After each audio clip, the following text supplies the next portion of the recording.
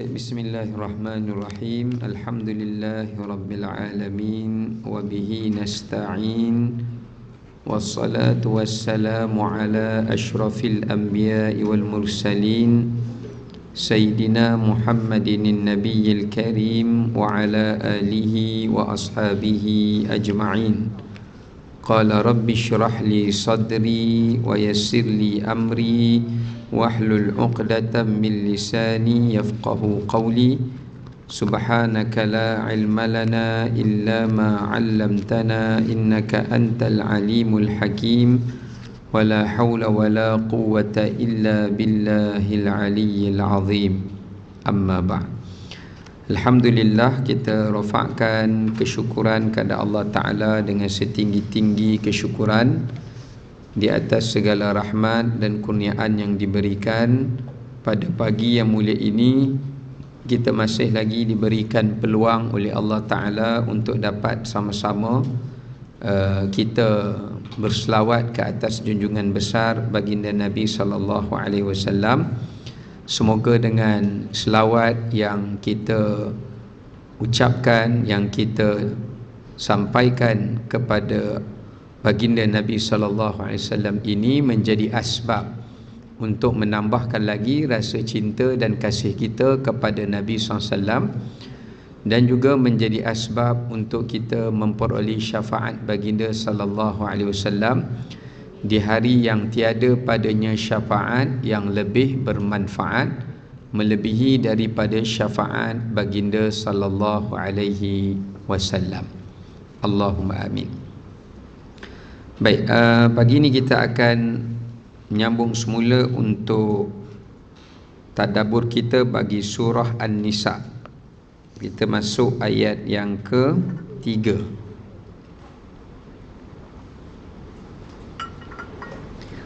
Kita akan baca ayat 3 dan ayat 4 ya. 3 dan 4 ini adalah berkenaan dengan hukum diperbolehkan berpoligami. Ni sensitif sikit lah jadi hari ni jangan rasa panas pula. Berkenaan dengan hukum diperbolehkan berpoligami dan hukum wajibnya membayar mahar. Ya, membayar mahar. Baik, a'udzu billahi minasyaitonir rajim. Bismillahirrahmanirrahim. Wa in khiftum alla tuqsitu fil yatama fankihu ma taba lakum minan nisa'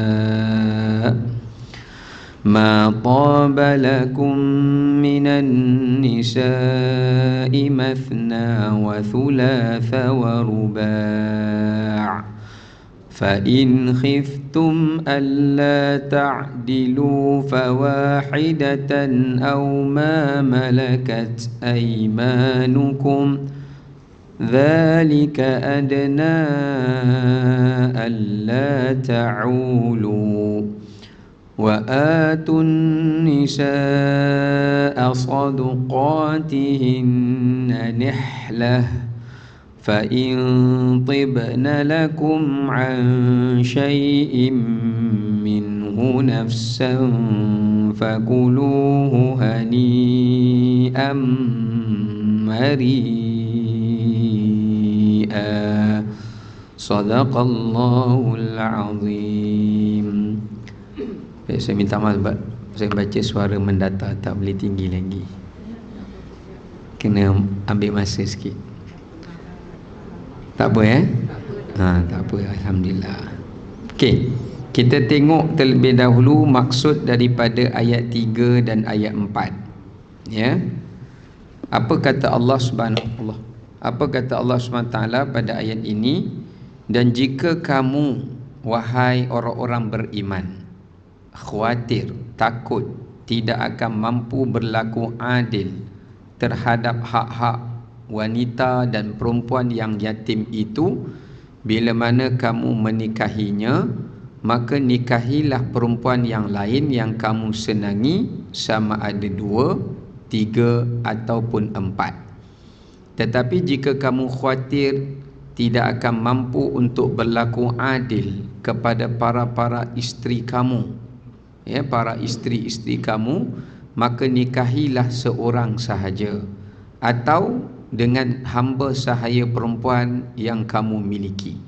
Yang demikian itu adalah lebih dekat agar kamu tidak berbuat zalim. Ayat yang keempat, dan berikanlah mas kahwin, yakni mahar, kepada perempuan yang kamu nikahi sebagai pemberian yang penuh dengan kerelaan.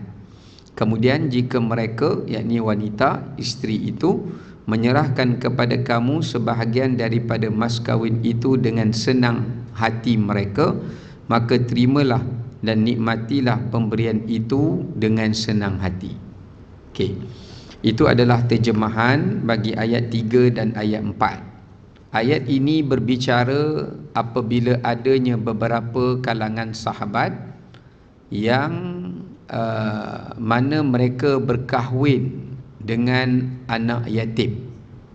Okay, maknanya perempuan tu masih kecil, belum baligh, mereka menikahinya dengan tujuan supaya mereka tidak termakan harta anak yatim itu.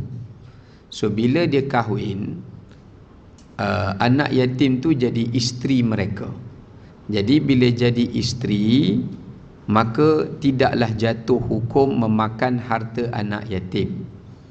Ya, sebaliknya dia jaga isteri dia, dia pakai guna harta isteri dia untuk besarkan isteri dia, maka itu lebih selamat bagi pandangan mereka daripada mereka ambil bela, ambil jaga, nanti takut kalau tersalah makan, terlebih ambil, jadi jatuh hukum memakan harta anak yatim. Ya.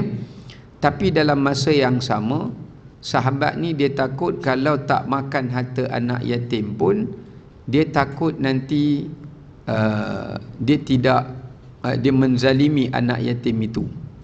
Ya, tak dapat tunaikan hak pada anak yatim itu, maka Allah perintahkan mereka untuk berkahwin dengan wanita yang lain. Ya, wanita yang bukan anak yatim lah. Kalau bapa dia nama yatim tu tak apa. Maknanya kahwin dengan wanita lain, sama ada 2 orang, 3 orang atau 4 orang. Ya. Okey, sebelum tu kita nak tengok sebab turun ayat yang ketiga dulu. Berkata Al-Imamul Bukhari dan Imam Muslim dan An-Nasai dan Baihaqi meriwayatkan daripada Urwah bin Zubair. Siapa Urwah bin Zubair? Urwah bin Zubair adalah merupakan anak pada sahabat Zubair ibn Al-Awwam, yang mana beliau merupakan anak saudara kepada siapa? Anak saudara kepada Aisyah radhiyallahu anha. Aisyah radhiyallahu anha, sebab Zubair dia berkahwin dengan Asma binti Abi Bakar. Asma kakak kepada Aisyah. Jadi ni anak menakan lah, ya, anak saudara. Bahawa ia bertanya kepada khalahnya. Siapa khalah? Mak saudara. Mak saudara sebelah ibu, yakni Sayyidatina Aisyah radhiyallahu anha. Urwah ni dia antara anak saudara yang paling rapat dengan Aisyah, sampai Aisyah diberi gelaran Ummu Urwah. Sebab Aisyah dia tak ada anak dengan Nabi, tak ada anak. Oleh kerana itu dia bagi gelaran dia kepada anak saudara dia. Sebab tu orang kalau siapa yang kahwin tak ada anak, tak ada rezeki Allah bagi, jadi kalau dia nak ada nama gelaran, dia letak nama gelaran dia kepada anak saudaranya yang paling dia sayang. Seperti mana Aisyah, dia namakan gelaran dia Ummu Urwah, ibu kepada Urwah. Padahal dia bukan mak Urwah pun. Mak Urwah ni Asma lah, kakak dia, ya. Tapi dibolehkan seperti itu. Baik. Maka bila ditanya kepada Sayyidah Aisyah tentang ayat ini, lantas Sayyidatina Aisyah radhiyallahu anha berkata, wahai anak kepada saudara perempuanku, ada seorang anak yatim perempuan yang berada di bawah asuhan walinya, bawah jagaan walilah. Si wali tersebut ikut menikmati harta si anak yatim perempuan itu. Dia ambil daripada bahagian, dia kongsilah, ya. Bukanlah dia makan secara zalim, maknanya dia berkongsi daripada harta anak perempuan yatim itu. Lalu si wali ternyata tertarik kepada harta dan kecantikannya. Anak yatim tu pula segak. Tak boleh ni. Harta banyak, segak pula. Ya. Lalu ia ingin menikahinya tanpa mau bersikap adil di dalam memberikan mahar kepadanya. Sebab tak nak bayar mahar disebabkan kerana dia tengok anak yatim perempuan tu kaya. Nombor dua, sebab dia anak yatim. Sebab masyarakat Arab dulu kalau kahwin dengan hamba yang telah dimerdeka, bekas hamba lah, ataupun kahwin dengan perempuan yang keturunan yang bawah daripada kebangsawanan keturunan dia, atau dengan anak yatim, tak perlu bayar mahar. Tapi kalau kahwin dengan golongan-golongan yang popular kan, view ramai, yang ni kena bayar mahar. Yang orang dah tak nak view ni, no view ni tak payah bayar mahar. Ya. Baik. Kita ambil gambar, gambar pun orang tak mau tengok kan. Okey. Dengan cara tidak memberi mas kahwin atau mahar seperti yang biasa diberikan pada para wanita. Lalu sikap seperti ini dilarang bagi mereka, dan mereka diperintahkan untuk menikahi wanita-wanita lain yang mereka senangi 2, 3 atau 4. Maksudnya Allah Ta'ala kata, kalau kamu nak buat macam tu, jangan kahwin dengan anak yatim tu. Baik pergi kahwin dengan perempuan merdeka, jadi kamu bayar mas kahwin atau mahar kepada mereka. Manakala riwayat yang lain daripada Sa'id bin Jubair mengatakan mereka bersikap berhati-hati dan menjauhi harta anak-anak yatim. Ini kategori yang kedua. Kategori yang pertama, dia nak kahwin dengan anak yatim.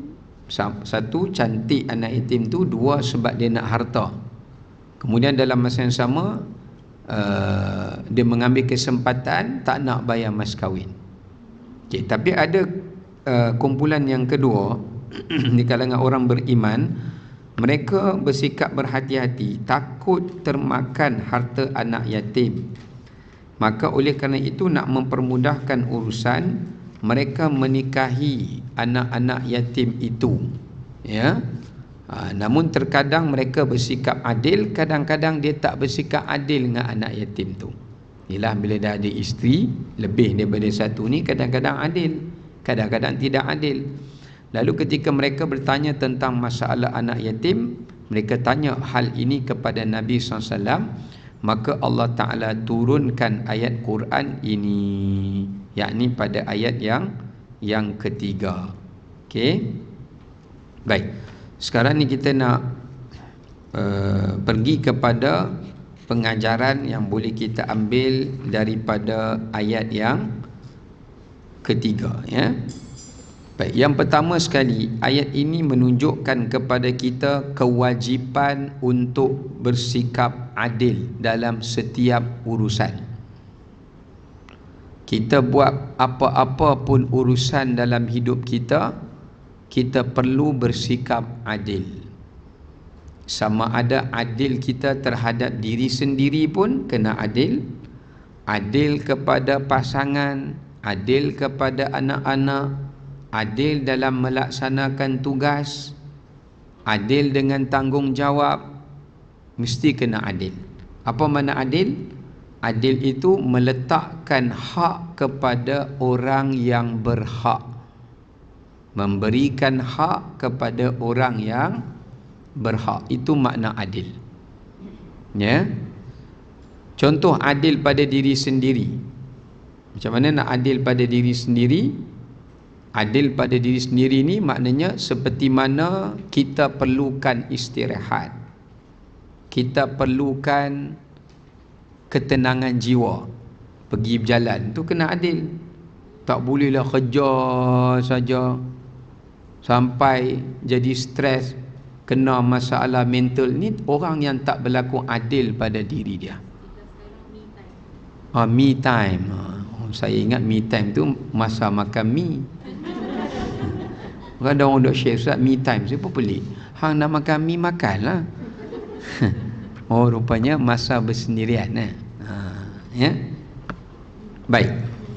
Sebab tu ada Nabi pernah tengok ada pemuda dia potong rambut, sebelah ni botak, sebelah ni botak, dia tinggal atas saja. Nabi tengok dia, Nabi larang. Nabi kata ini perbuatan qaza'. Bahkan Nabi kata berlaku adillah pada rambut kamu. Maknanya untuk rambut pun kena adil. Tak boleh orang perempuan sebelah ni disimpan panjang, sebelah ni atas telinga. Ni awak ni passion baru. Ni tidak adil. Kehormatan pada nikmat rambut yang Allah bagi. Ya. Tak bolehlah juga Nabi juga pernah tengok orang pakai selipar sebelah, sebelah lagi dia tak pakai. Sebelah pakai selipar, sebelah tak pakai jalan. Nabi tanya kenapa ni? Dia kata nak berlaku adil. Satu rasa pakai, satu rasa tak pakai. Sagi giliak pula, kaki ni pula pakai. Maka Nabi marah. Nabi kata berlaku adil lah pada kaki kamu. Sama ada kamu pakai kedua-duanya atau tak perlu pakai kedua-duanya. Pilih salah satu. Ya. Maknanya pada diri kita pun kita kena berlaku adil. Ya. Tak boleh kita tak makan langsung sehingga memudaratkan diri. Itu tidak adil pada diri. Ya. Kemudiannya yang kedua termasuklah berlaku adil kepada pasangan. Tapi ayat ini cerita tentang berlaku adil kepada pasangan. Tapi hakikatnya berlaku adil ni dalam semua urusan. Ada satu hadis Nabi sallallahu alaihi wasallam sebut. Ada dalam satu hadis ni hadis ni sangat baik. Sekejap saya cari riwayat dia. Sebab ada beberapa pesanan Nabi sallallahu alaihi wasallam tentang hal ini. Hadis ini di mana Nabi sallallahu alaihi wasallam saya nak dapatkan dia punya riwayat tu. Nabi kata salasun munjiyat wa salasun muhlikat. Saya cakap sikit kena minum air. Tak apa Baik, baginda kata salasun munjiyatun wa salasun muhlikatun. Yang bermaksud ada 3 perkara yang menjadi penyelamat dan ada 3 perkara yang menjadi kehancuran. 3 perkara ni membawa kepada penyelamat dan 3 lagi membawa kepada kebinasaan. Adapun al-munjiyat maknanya perkara yang menjadi penyelamat itu, yang pertama disebutkan adalah al-adlu fir ridha wal ghadab. Orang yang mampu untuk redha. Orang yang mampu untuk berlaku adil ketika dia dalam keadaan redha ataupun ketika ia berada dalam keadaan marah, atau ketika dia berada dalam keadaan marah.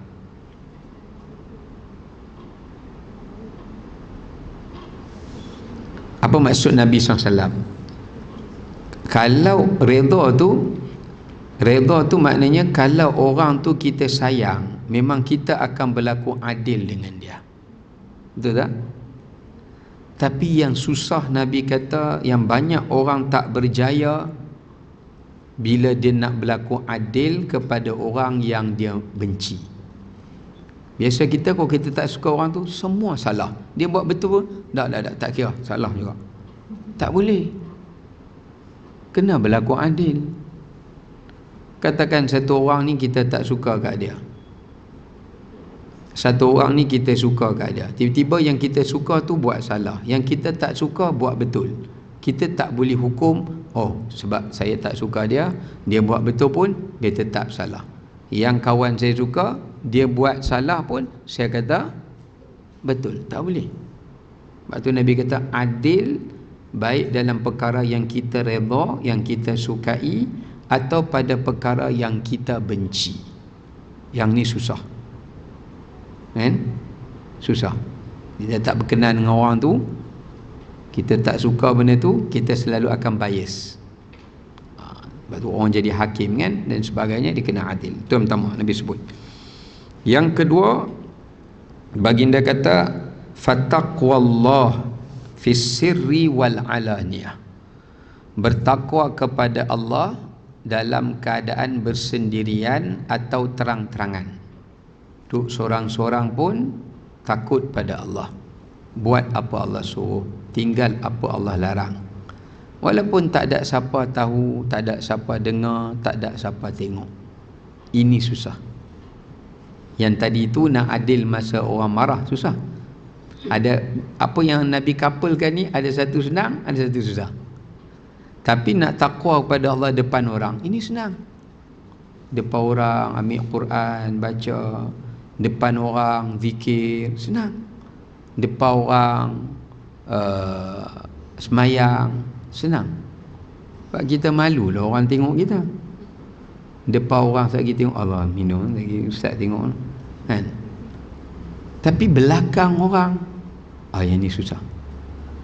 So dia kena buat dua-dua, ya? Dia tak boleh buat salah satu. Kalau dia buat salah satu, dia masih lagi orang yang tidak selamat, borderline.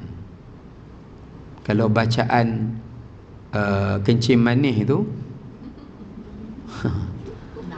dia atas 6, dia borderline. Dia antara 7 ke 10. Tak bagus ya tu. Dia borderline, ya. Yang ketiga, al-qasdu fil ghina wal faqr. Al-qasdu fil ghina wal faqr. Orang yang bersederhana, sama ada dalam keadaan kaya atau dalam keadaan miskin. Kita nak sederhana ketika miskin, senang dah, memang miskin. Takkan nak belagak kaya. Tapi ada orang miskin belagak kaya. Ada. Aku tak naklah orang tahu aku miskin. Pergi pinjam duit, pakai iPhone Pro 14. Yang baru tu kan, iPhone 14. Ada setengah orang balik kampung ni, ada dalam saya baca dalam kajian, balik kampung sewa kereta mahal, Velfire, Hellfire, Go-Fire, macam-macam lah. Sewa kereta macam-macam, balik kampung. Dia ni kaya dah dia ni. Padahal sewa. Kat rumah dia naik kancil je. Bukan kereta kancil, kancil tu, naik atas kancil tu. Duk belah kancil. Ada kandang kancil belah. Nak katakan susah, tapi setengah orang dia dalam kemiskinan pun dia tidak qasad. Qasad ni maknanya dia tidaklah terlalu, kalau ketika dia miskin, dia tidaklah terlalu, orang kata apa, ingkar pada Allah, tak redha pada Allah, dan tidak juga mahu dia rasa benci dia dipandang miskin. Dia tak macam tu. Tapi yang lagi susah adalah untuk bersederhana ketika kaya. Kalau kaya susahlah. Kalau duit kita ni sebulan ratus ribu gaji, takkan nak pakai handbag Uptown, kan? Tak main lah. Gaji besar apa lagi, kan? Pakailah mahal-mahal. Dah mula kita rasa megah, bawa orang tengok, wish, ni mahal. Boleh tanya, jangan tanya. Ini mampu ditengok saja. Tapi tidak mampu dibeli. Ini susah, ya. Sama juga bila kita miskin, kita boleh bersedekah, tapi bila kita kaya, susah untuk kita bersedekah, ya. Baik, itu yang Nabi pesan. 3 benda ni jaga. Dalam banyak-banyak benda, 3 ni kalau kita jaga pun insya-Allah selamat. adil dengan manusia yang kita sayang atau suka. Kemudian apa tadi, takwa pada Allah, sama ada bersendirian atau tenterangan. Yang ketiga adalah bersederhana. Okey. Wa thalathun muhlikat, tapi ada 3 perkara yang membinasakan kamu, kata Nabi. Pertama adalah i'jab al-mar'u binafsi, rasa ujub dengan diri. Rasa diri itu lebih daripada orang. Ujub, megahkan diri. Kalau nak banding I dengan you, I bagus lagi, walaupun dia tak cakap dalam hati. Dengar orang baca Quran, dalam hati, saya lagi bagus.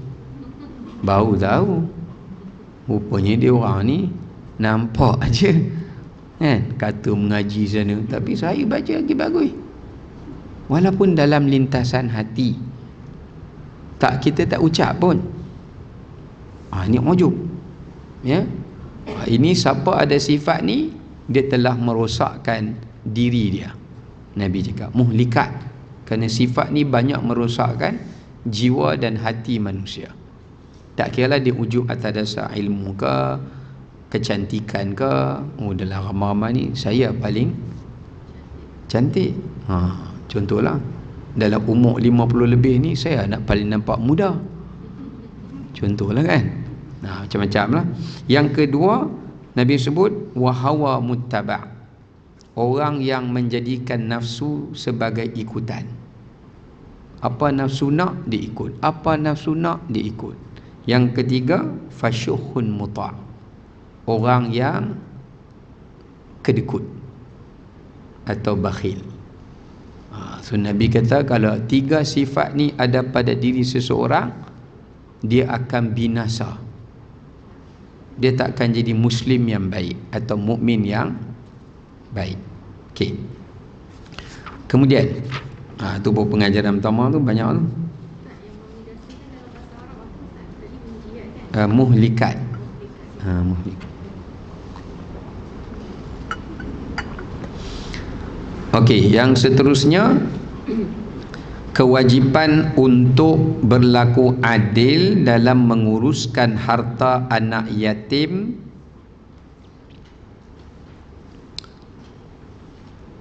Tadi berlaku adil dalam semua urusan, kali ini kewajipan untuk berlaku adil dan jujur dalam menguruskan harta anak yatim. Ya. Dan yang ketiga adalah kewajipan berlaku adil apabila melakukan poligami. Tapi kalau poligami itu dengan anak yatim, maka ia lebih besar kewajipan untuk berlaku adil. Ya. Okey, kalau kita perhatikan pada ayat ini, Allah Subhanahu wa taala membenarkan poligami ni kerana bersebab. Okey, kita kena faham. Saya nak tanya satu soalan. Poligami ni apakah Islam yang pertama membenarkannya? Sebelum kedatangan Islam ada tak poligami? Tak ada. Ada ke tak ada? Sebelum kedatangan Islam ada poligami tak?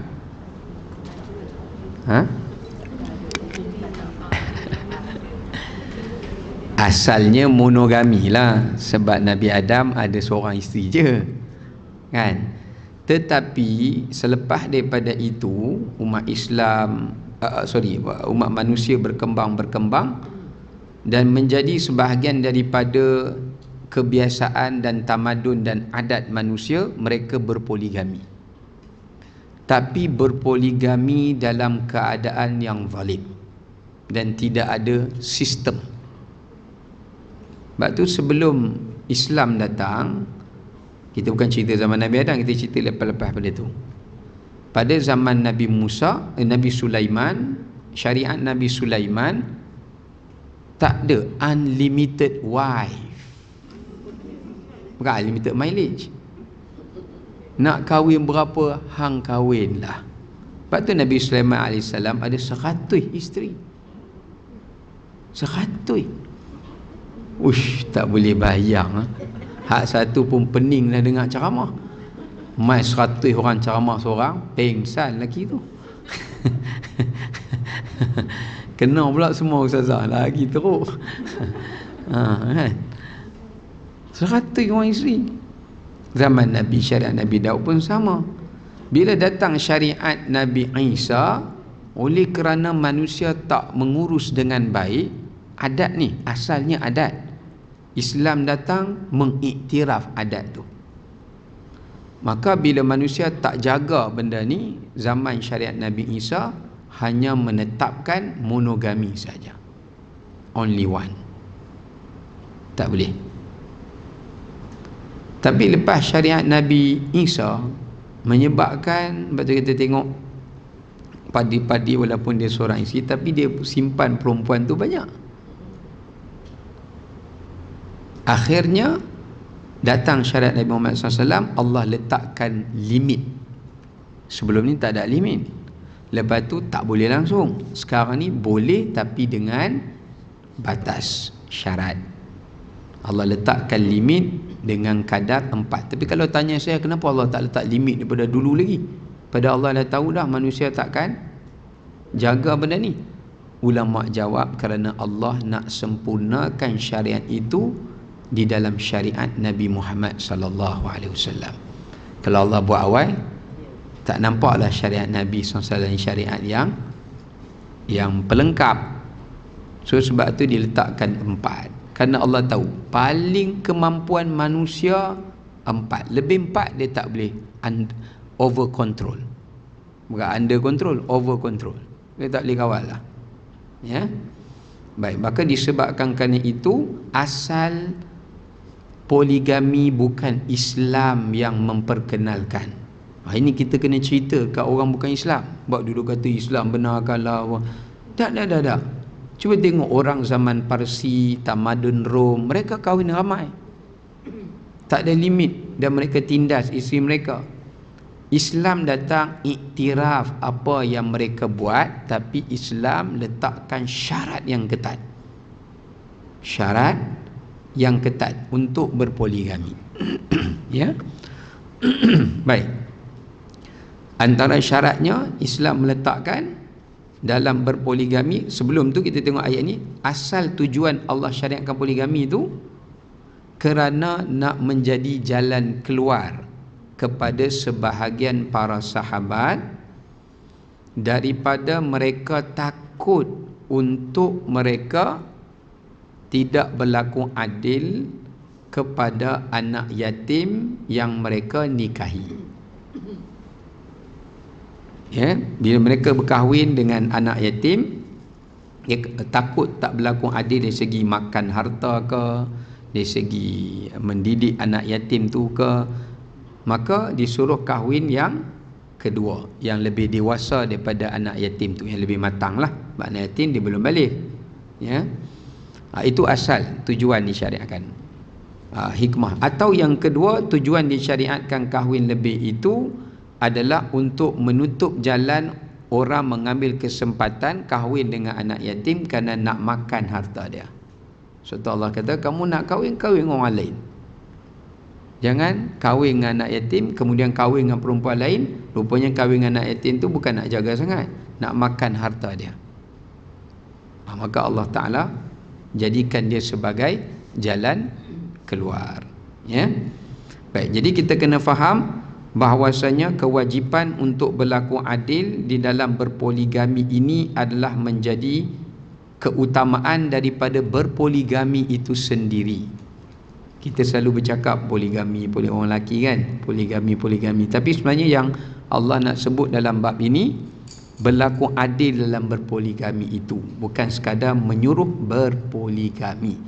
Sebab tu ayat tu Allah mula dengan wa in khiftum, jika kamu takut.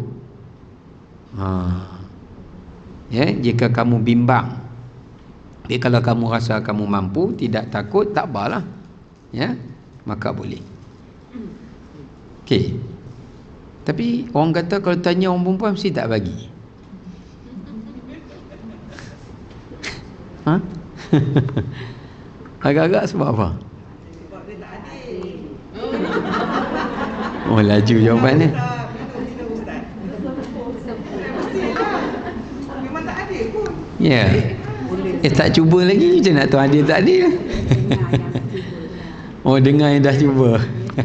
Tak, belum cuba lagi tak adil macam mana?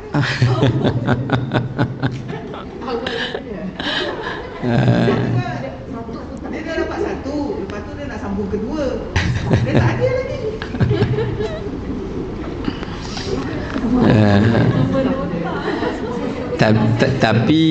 Tapi ginilah, kita nak meletakkan penilaian adil pun kita tak boleh tengok selera kita. Kalau kira nak selera kita semua benda kita kata tak adil, betul tak? Sebab tu saya kata tadi adil dalam perkara yang kita suka atau yang kita tak suka. Contoh, kalau suami tu mampu bagi sekadar yang dia mampu, itu adil lah. Kalau kita minta lebih daripada kemampuan dia, kita tak boleh kata dia tak adil. Faham tak di situ? Okey, baik. Cuma saya nak sebut satu benda lah kat sini. Sebenarnya Islam mensyariatkan poligami ni bukan Islam menggalakkan berpoligami, tapi Islam mensyariatkannya sebagai satu produk untuk menyelesaikan masalah yang berlaku dalam masyarakat. Dia satu produk yang Islam syariatkan untuk menjadi penyelesaian dalam beberapa masalah dalam masyarakat mengikut kesesuaian masyarakat itu. Contoh, kenapa kita tengok di beberapa negara Islam banyak poligami, wanita-wanitanya tidak membantah? Sebab apa? Pertama, sebab populasi wanita terlalu tinggi, terutamanya negara-negara yang terlibat dengan perang. Pakistan, di Arab banyak perang. Palestin banyak laki-laki diorang kena bunuh. Kalau diorang tak benarkan poligami, macam mana mereka nak melahirkan generasi yang akan datang? So kalau kita duk enti-enti, dia tak menyelesaikan masalah. Faham tak? So kita kena letak, itu saya kata adil tu, letak produk tu pada tempat dia. Kan? Kalau kita beli pencuci muka, pi buh kat rambut, lepas tu pi komplain, ni apa ni? Kata pakai jadi putih, rambut saya jadi putih. Dah hambuh kat rambut buat apa? Maknanya letakkan sesuatu benda itu mengikut apa yang diperlukannya. Ada beberapa tempat bila wanita ramai jadi nak menutup kepada jalan perzinaan, maka itu solusi dia, kan? Sebab itu dikatakan bahawasanya poligami ini dia bukan disyariatkan untuk kepuasan nafsu lelaki, tidak, tetapi dia disyariatkan sebagai satu solusi atau penyelesaian untuk masalah populasi manusia, menutup jalan fitnah, ya, dan juga jalan-jalan kemungkaran. Akhir zaman kan Nabi kata seorang lelaki menyamai nisbah 50 orang perempuan. Tapi kalau perempuan semua tak kahwin, apa jadi? Bahayalah. Jadi keseimbangan tu tidak akan ada, ya. Yang kita lebih bimbang bila dah banyak sangat tu, nanti dia akan cenderung kepada sejenis pula. Wa'alaikumsalam. Dan benda itu tidak mustahil. Maka sebab itu Allah Subhanahu Wa Taala jadikan ia sebagai satu penyelesaian. Macam talak lah. Talak dia penyelesaian, dia bukannya untuk sesuka hati digunakan tanpa disiplin. Jadi sebab tu kita kena faham ini. Tapi memang ada satu riwayat daripada Ibnu Abbas, bukan hadis, ya. Riwayat daripada sahabat Nabi Ibnu Abbas, Yang mana ada orang share kat saya, dia kata, Ustaz betul tak hadis riwayat ni? Saya kata nanti saya cek. Saya kata kenapa? Saya nak hantar kat isteri saya. Kata Ibnu Abbas mengatakan dia cerita berkenaan dengan kahwin banyak lah, ya, kerana sesungguhnya aku berbangga dengan umatku yang isterinya ramai. Ada riwayat itu, memang ada, ya, isterinya ramai. Kerana bila isterinya ramai, zuriatnya ramai, zuriatnya banyak, ya. Tapi kita, macam saya kata tadilah, kita kena ukur hukum itu. Jangan salahkan kata-kata sahabat tu. Kata-kata tu tak salah. Yang salah, kita salah meletakkan kata-kata itu.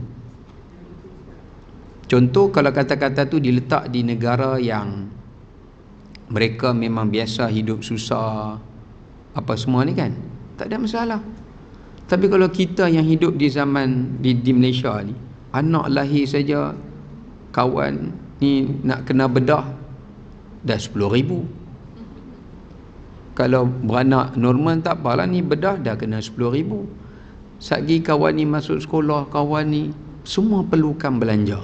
Tapi kalau anak kita hidup di satu negara, kita hidup di satu negara, yang negara tu jenis orang kata apa, tak negara majulah, hidup macam orang biasa, hidup susah ni, benda tu tak menjadi satu beban. Tak apalah, kita nak aplikasikan benda tu, tak ada masalah lah, ya. Baik.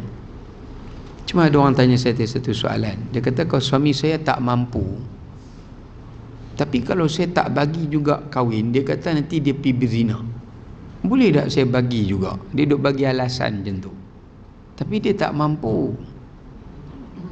Dari segi kemampuan dia lah nak sarah anak, tapi dia duk bagi alasannya tu. Setuju tak bagi dia berpoligami? Lagi je dia nikah. Ha? Lagi je dia nikah. Dia rasa lah nanti. Daripada tak dosa. Bagi je. Bagi. Dengar, dia kasih alasan macam tu, nanti macam dia kita tak kasih dia nikah, lepas tu dia buat dosa, siapa tanggung? Lepas tu kasih dia nikah, lepas tu dia nanti dia fikir macam mana nak cari tanggung dia. Fikir. Seorang tak cukup, dia nak dua. Masalahnya bila kita bagi, kita pula kena zalimi. Oh, bila kita pula kena zalimi, lepas tu kita kata kat dia, bang, ni saya tak dapat. Dulu awak juga yang bagi, kata. Sekarang awak tanggunglah. Jadi telan mati mak, mati bapak. Macam mana nak kemam? Jangan telan, jangan buang. Yang sampai dia cerai, dia minta cerai, dia tak rela Untuk ya, di poligami. di poligami, dia Ya. tak diceraikan. Macam mana nak buat? Sebab dia tak sanggup dimadukan macam tu. Okey, dan saya nak balik pada soalan tadi, kalau suami tu minta macam tu, kalau isteri tu redha, dia tahu risiko dia. Kalau saya benarkan, dia dah tahu dah, tara tak benar pun 2 bulan sekali pun dapat duit nafkah. Itu pun pernah pergi kepada 3 bulan baru dapat. Dia redha, dia dapat pahala atas apa yang dia redha itulah, ya. Maknanya dia macam dia halalkan kewajipan suami untuk menafkahi dia, seperti mana yang dibuat oleh Saudah radhiyallahu anha, isteri Nabi. Saudah, giliran dia tu dia hadiahkan pada Aisyah. Ya Rasulullah, tak apalah, mai jumpa saya pagi ya, alik petang sampai malam, saya hadiahkan pada Aisyah. Kalau Nabi tak mai pun tak apa, saya hadiah pada Aisyah. Tapi kalau Nabi datang, dia rela, dia dapat pahala yang besar. Tapi kita kena faham satu benda. Kadang-kadang orang lelaki bila dia cakap tu, dia duk guna point tu, dia jajar point tu. Kita kena faham, iman wanita tak sama. Kita semua bukan Saudah, walaupun nama Saudah. Kita iman mana sama kan? Perasaan tak sama. Ada isi Nabi yang tak bagi. Saudah je yang boleh tolerate. Hafsah, kita baca surah Tahrim, Hafsah masa Nabi bawa balik Maria, hamba ya, yang dapat daripada Mesir, Raja Mesir, bawa balik, mai tumpang bilik Hafsah. Bilik lain memang Nabi dah tahu lah, isi lain semua cengih-cengih. Tahu cengih? Garang. Jadi tumpang rumah Hafsah. Hafsah balik, dia tengok ni perempuan mana ni. Nabi kata, oh, ni dapat hadiah Maria. Boleh tak tumpang di bilik kamu, tidur di sini dengan kamu? Hafsah kata boleh dengan syarat. Syarat pertama, tak boleh sentuhnya. Kahwin je, sentuh tak boleh. Tak pening. Nombor dua, tak boleh tidur satu katil dengan dia. Biar dia tidur bawah, Nabi tidur dengan dia di katil. Nak cakap, nak sembang, tak apa. Dua benda tu. Apa Nabi buat? Nabi setuju. Nabi setuju. Bila Nabi setuju, Allah turunkan ayat Quran. Allah kata, kenapa wahai Nabi, engkau mengharamkan benda yang Allah halal? Itu isi kamu. Pasal apa pergi dengar cakap dia? Kan? Allah tegur Nabi. Maknanya Nabi boleh tolerate dengan isi dia. Sampai isi letak syarat macam tu pun Nabi terima. Tapi Allah kata, ni dah melampau batas. Ya? Sebab Hafsah dia tak ada anak dengan Nabi. Maria ada. Oh, lagi bengang kawan tu. Cemburulah. Dapat anak Ibrahim. Ibrahim. Jadi cemburulah. Dia bukan apa, orang perempuan dia bertindak tu bukan sebab dia zalim. Emosi kecemburuan dia menyebabkan dia bertindak di luar rasional. Bila Allah turunkan ayat Quran tu, barulah Hafsah dengar. Kemudian dia batalkanlah syarat tadi itu. Ya. Cuma Nabi kena bawa Maria pergi tempat lain lah. Ya. Apa dia? Nabi baik. Okey. So macam saya kata tadilah, isteri tu ada hak juga untuk tidak bagi. Dia nak bagi pun boleh. Bang, minta maaf lah, saya bukan Saudah isteri Nabi, saya isteri abang. Abang pun bukan Nabi. Jadi eloklah kita sama-sama kan. Kita bukanlah pangkat para Nabi pun. Jadi saya tak boleh benarkan. Sebab kalau saya benarkan, macam akak cakap tadi kan, kalau kita tak benar, nanti kita tanggung dosa. Tapi akak cuba fikir balik, kalau akak benarkan, akak juga tanggung dosa. Dosa apa? Dosa membiarkan isi zalim isi lain. Saya benarkan, lepas tu dia pergi zalim isi orang pula, madu kita. Kita memang halal kan, tak apalah. Yang kawan tu menggelupok memang kita boleh katalah padanlah muka, siapa suruh tackle suami saya. Tapi isunya bila kita tahu kesan tu daripada awal, yang suami kita memang tak akan berlaku adil, dia akan kena macam mana kita kena. So kita membenarkan juga kezaliman tu.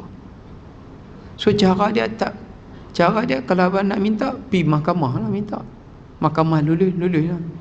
Tapi kalau dia berzina di luar pengetahuan kita, tu dia tanggung.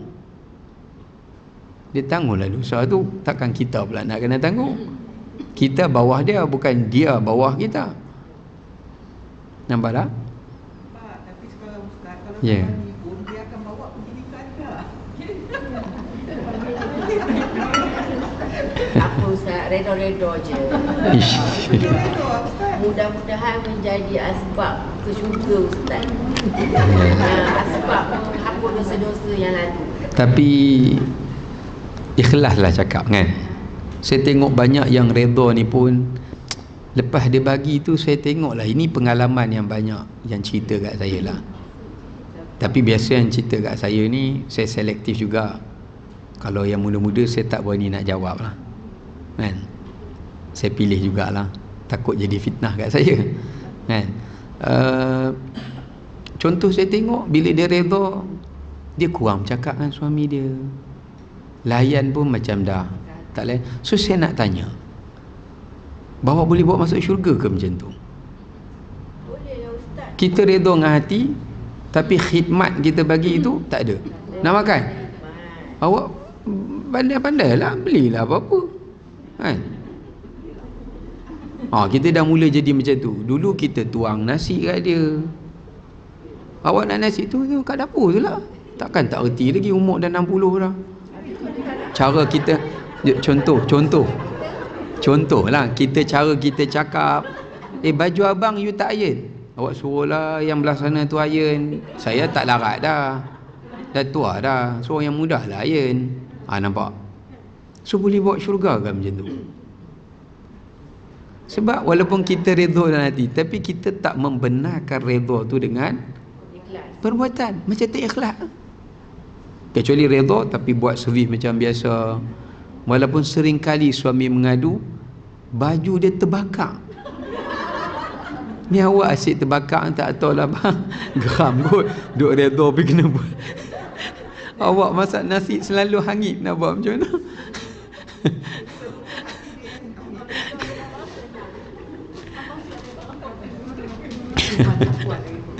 Yelah, betul. Itu sebab tu saya kata iman berbeza-beza, kan? Soalan lah Kak Su. Okey, kalau isteri tu kata, bang, saya boleh benarkan, tapi abang lepaskan saya lah. Macam saya kata tadi lah, kalau dia minta, sebenarnya isteri memang tak boleh minta cerai dengan suami. Memang ada hadis Nabi larang, ya. Kecuali dia minta cerai tu atas sebab yang munasabah dari sudut syariat. Contoh suami dia tu orang yang fasik, dia tak boleh hidup dengan orang fasik. Kita bukan Asia. Sebab tu kita jangan selalu compare kita dengan orang yang kita tak mampu jadi macam orang tu. Kita cuba mencontohi tapi kita tak mampu. Sebab kemampuan Allah bagi tak sama, kan? Iman kita pun tak sama. Sebab pendidikan kita pun tak sama, kan? Latar kita tak sama. Jadi dia kata kalau abang saya, suami dia tak nak lepaskan. Dia kata kalau abang tak lepaskan, nanti saya berdosa sebab saya tak boleh bagi khidmat, layanan macam mana saya yang dulu. Hati saya sakit. Saya nanti kalau saya tak akan bercakap, saya kurang dia, macam saya kata tadi lah, kan? Cakap pun kasar-kasar. So nanti saya yang berdosa, bukan abang, saya. So baik, abang pergilah dengan dia, saya redha saya dilepaskan, kita selesai cara baik. Wasarihuhunna bima'ruf. Allah kata kalau nak lepaskan, lepas cara baik. Boleh dia minta macam tu, kerana tu tanggungjawab dia untuk berbakti pada suami dia. Tapi kalau dengan cara tu dia tak boleh bakti, menyebabkan dia jadi isteri yang nusyus. Kalau abang simpan saya nusyus, saya memberontak, saya keluar, saya minta izin abang tak bagi pun saya keluar, peduli apa? So buat apa dia tambah dosa dia? Lagipun bila saya nusyus, abang juga dapat dosa. Nampak tak? So bolehlah, tapi bincang dengan baiklah. Tapi masalahnya ada yang suami dia tak nak juga lepaskan. Itu kesianlah isteri yang macam tu, dia kesianlah sikit, ya. Cuma kalau tanya mana lebih baik, dia redha lah. Mana lebih baik, dia redha dan dia buat khidmat macam biasa. Tapi tak semua orang saya kata dia mampu. Tak ada. Yang ada payung je lah kat rumah. Okay.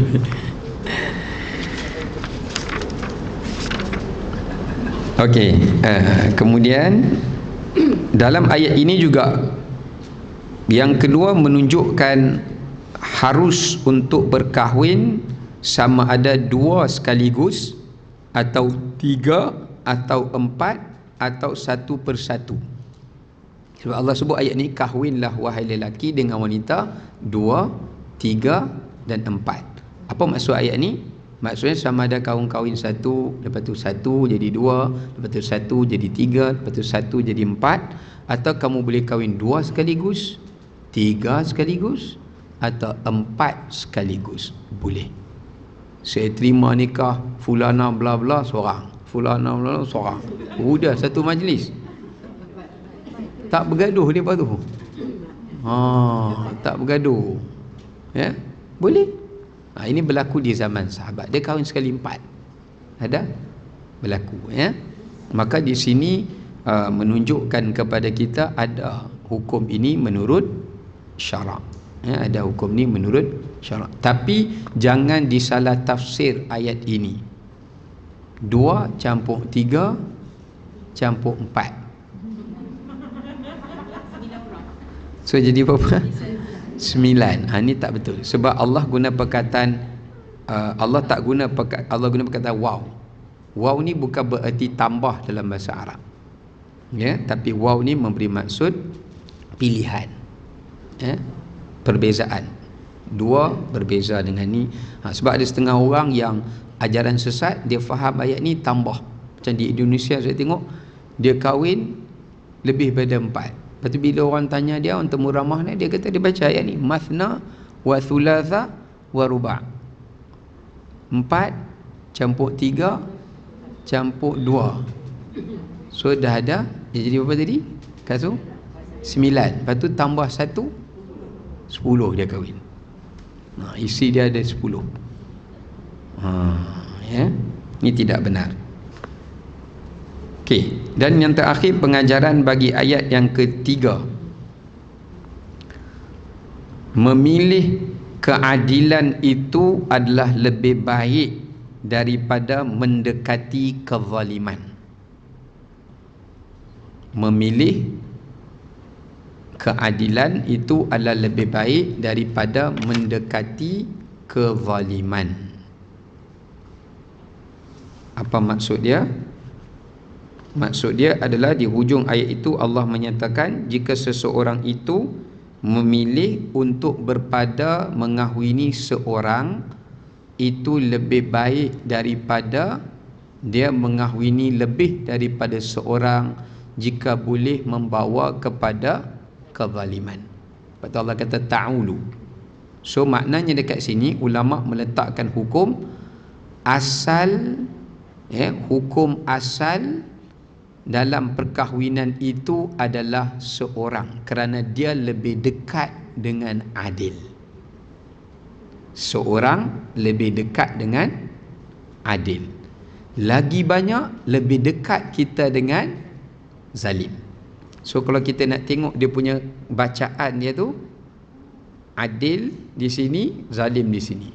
Kalau kita kahwin seorang, maknanya peratusan adil kita menghampiri kepada 100%. Tapi kalau lebih, dia lebih hampir kepada kezaliman. Maknanya di sini Islam mengajar kita aulawiyat, dipanggil dipanggil fiqh muwazanat, fiqh menimbang sesuatu kebaikan dan kesan keburukan. Kebanyakan yang kahwin lebih satu, ada yang adil, tapi peratusan dia amat kecil. Tapi yang lebih daripada itu, peratusannya kepada zalim lebih besar. Ya, lebih besar. Sedangkan dalam Al-Quran Allah kata wala tarkanu ilal ladzina zalamu fatamassakumun nar. Jangan kamu mendekati kezaliman kerana dia boleh membawa kamu dekat dengan api neraka. Bahkan dalam hadis Nabi SAW, baginda menyatakan bahawasanya ada satu doa, antara doa yang Nabi tak pernah tinggal setiap kali bangun solat tahajud. Baginda doa, Allahumma hadha qismi fima amlik fala tu'akhidni fima la amlik. Setiap malam Nabi doa, ya Allah, ini bahagian yang mampu untuk aku beri. Aku tak mampu beri di luar daripada apa yang aku tak mampu. Maksud Nabi tak mampu nak sayang isterinya sama. Dan kita kena faham adil ni adalah pada zahir, bukan pada perasaan. Perasaan tak disyaratkan adil. Contoh, anak kita ada 4 orang. Dalam 4-4 ni kita hati, di lubuk hati kita, kita sayang yang ni. Dia dengar cakap kita, dia lebih dengar cakap, lebih warak, lebih soleh. Yang lain baik juga, tapi hak ni paling baik. Tapi dari segi layanan wajib bagi sama, tak boleh compare. Di lubuk hati kita sayang yang ni lebih, yang tu boleh. Sebab tu Nabi sayang Aisyah lebih. Tapi dari segi nafkah, layanan, Nabi bagi semua sama. Cuma walaupun sama, Nabi berdoa pada Allah dalam tiap-tiap solat malam Nabi, ya Allah, janganlah engkau hukum aku apa yang aku tak boleh berlaku adil dengan perasaanku. Jangan Allah soal Nabi ke akhirat yang tu. Tapi kalau nak soal dari segi tanggungjawab yang zahir, ya, yang tu berbeza. Tapi hati itu Allah Ta'ala beri kelonggaran kepada kita, ya. Sebab tu contoh, kita sayang mak kita lebih pada suami kita, tak apa, tu perasaan. Tapi kalau suami tanya, kita boleh bohong antara mak you dengan I you sayang tak? Kita jenis tahu suami kita, kita kata mak kita dia merajuk, kita tak dapat pergi jalan lah. Dia jenis suka senang merajuk. Of course lah you dalam hati dak mak I, kan? So boleh. Sebab tu dalam Islam benarkan bohong suami isteri tu dalam bohong yang membabitkan menjaga perasaan, bukan bohong yang mengurangkan hak. Okey? So jelas kat situ. Ya. Perasaan. Jangan yang membabitkan tanggungjawab. Okey, yang terakhir kita tengok ayat yang keempat.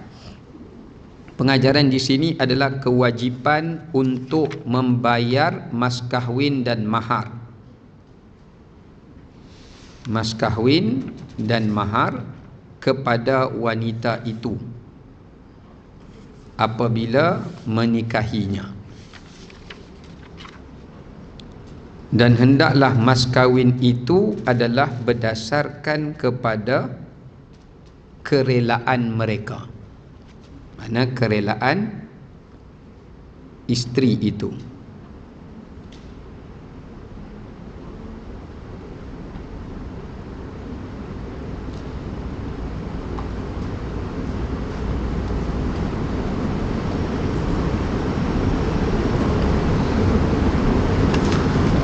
Baik, di sini menunjukkan pada kita antara kemuliaan yang Allah bagi kepada wanita itu adalah dengan kewajipan ke atas suami memberi mas kahwin dan mahar kepada si isteri. Kenapa Allah suruh bagi mas kahwin? Kerana nak tunjuk bukti kebertanggungjawaban bakal suami menafkahi isterinya. Sebelum kahwin lagi Allah suruh minta bukti. Sekarang ni sebelum nak kahwin dengan dia, buktikan yang kamu sebelum kahwin lagi kamu akan jaga kebajikan dia. Dan mesti mas kahwin atau mahar itu mengikut kerelaan isteri. Ikut dia lah dia nak berapa. Bukan mak kita yang letak, isteri tu yang letak. Isteri tu yang letak. Dan boleh tak letak mas kahwin mahal? Mahar buh mahal boleh? Oh, nak kahwin dengan I boleh? 20,000.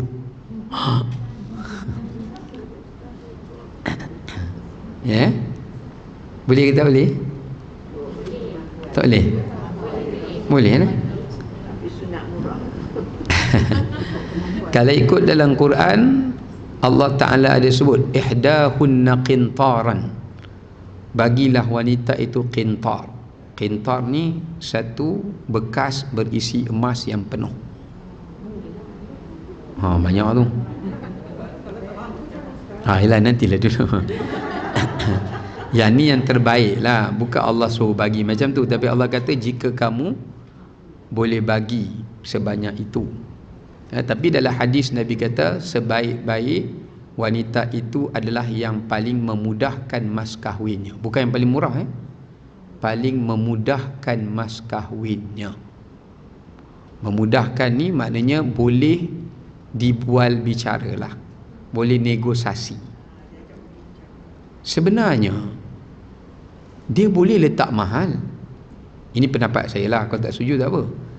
Contoh dia kata you nak kahwin dengan I 20,000, tapi masa akad you bayar 3,000 je, 17,000 hutang. You bayar payment after married.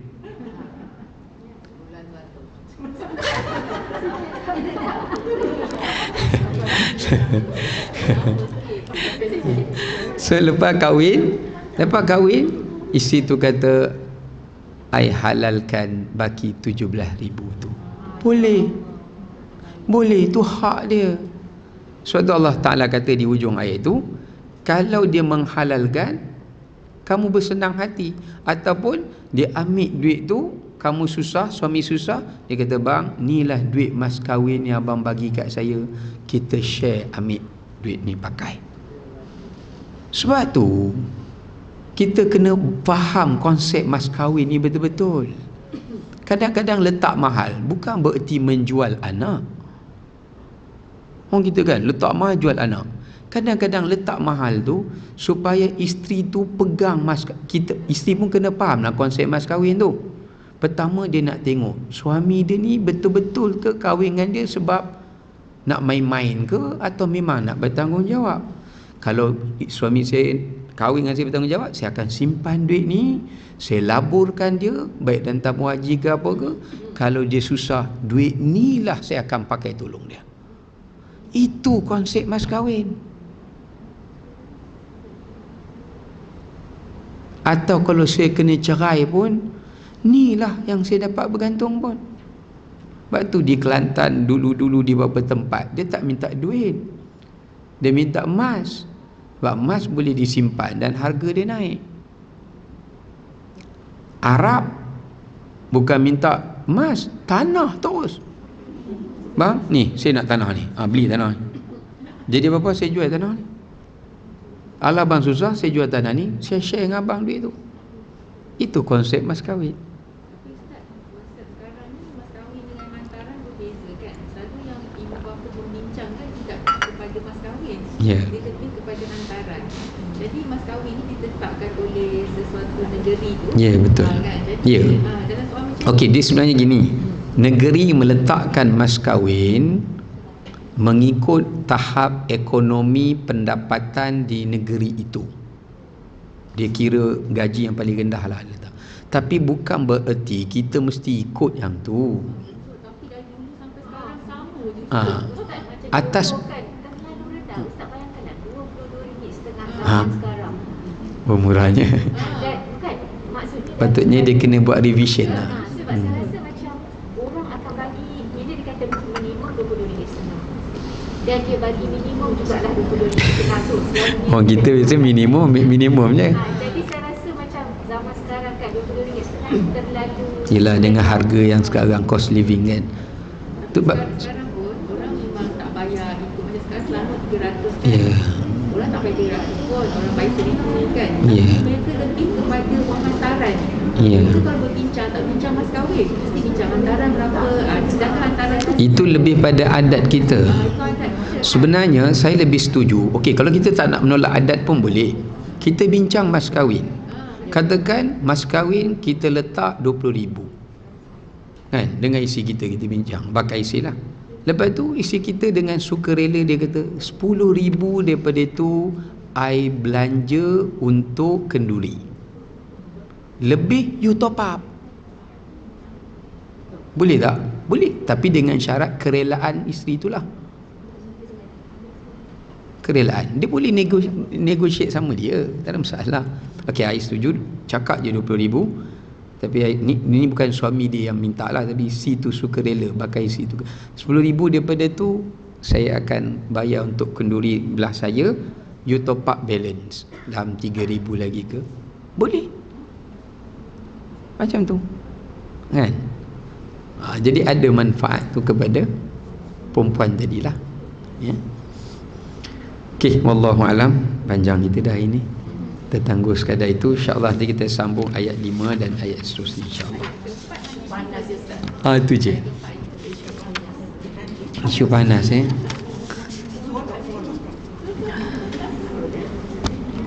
Wallahu a'lam bissawab. Assalamualaikum warahmatullahi wabarakatuh. Bismillahirrahmanirrahim. Alhamdulillahirabbil alamin wassalatu wassalamu ala sayyidina ajma'in. Allahumma aghnina bil ilmi wa sayyidina bil hilmi wa qina bit taqwa wa janna bil afiyah.